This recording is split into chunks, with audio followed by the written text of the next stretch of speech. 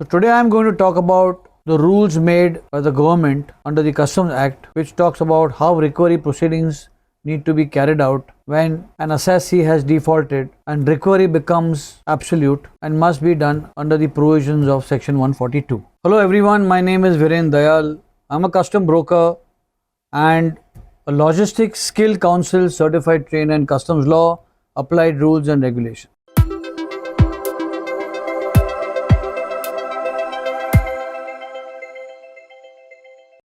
For latest updates, subscribe to our channel and press the bell icon.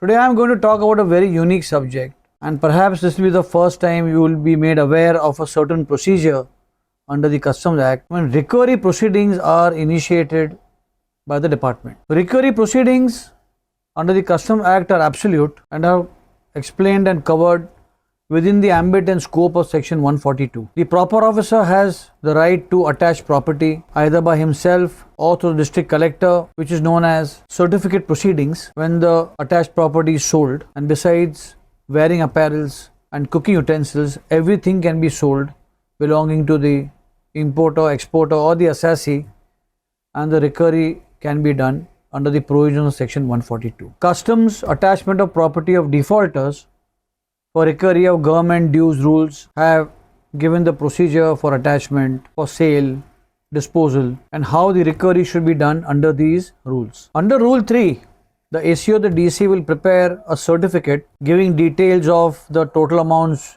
due from the defaulter. The defaulter is the one who has not paid the government dues and now they have to be recovered. And the certificate will be prepared and sent to the jurisdictional Principal Commissioner of Customs or Commissioner of Customs who has got jurisdiction over the properties, immovable properties where the particular defaulter stays or carries on his business. Once the certificate has been received by the jurisdictional office of the PC or the CC, the PC or the CC under Rule 4 will direct the other officers of Customs to give the certificate to the defaulter, who will be told to make the dues or pay the dues within 7 days from the date of receipt of the certificate and the notice. Under Rule 5, if the amount is not realized within 7 days, the ACO DC will take further steps to attach the property or the properties of the defaulter and detain them. And also the rules say here there should not be an excessive attachment of property,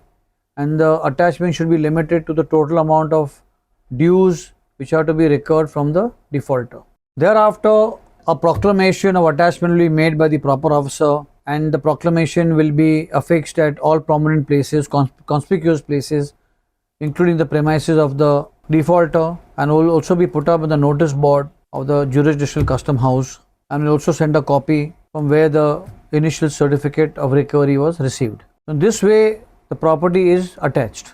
Later on, the process which now follows is how the property is sold and how the amount is amortized in various heads. The amount specified in the certificate and now the attachment done. If the amount still is not realized within 30 days from the date of attachment and the notice of attachment, then the PC or the CC will proceed to sell the property under the provisions of section 142 and will accordingly work out the reserve price of the property, the minimum price which should be realized. Once the sale is made, the proclamation of sale will be made and a certificate will be issued to the person who has purchased the property, provided that the person purchasing the property has bidded more than the reserve price.